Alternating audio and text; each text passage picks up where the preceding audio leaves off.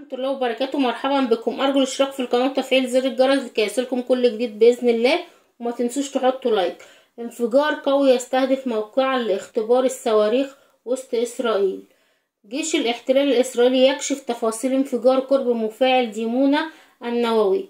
قال جيش الاحتلال الاسرائيلي ان صفارات الانذار انطلقت في منطقة ابو قرينات بجنوب اسرائيل قرب مفاعل ديمونة النووي يوم الخميس. وفي تغريدة على تويتر قال الجيش الإسرائيلي إنه تم رصد إطلاق صاروخ أرض جو من سوريا بالاتجاه الأراضي الإسرائيلية سقط في منطقة النقب. ردا على ذلك هاجم الجيش الإسرائيلي قبل بضع دقائق المنصة التي أطلقت الصواريخ وبطاريات صواريخ أرض جو أخرى في المنطقة السورية.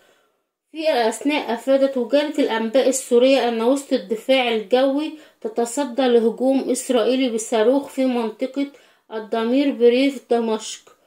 كانت وسائل إعلامية إسرائيلية قالت أن تقارير غير مؤكدة تفيد أن الانفجار قرب مفاعل ديمونة جاء نتيجة استجابة بطارية باتيروت لصاروخ تم إطلاقه باتجاه إسرائيل.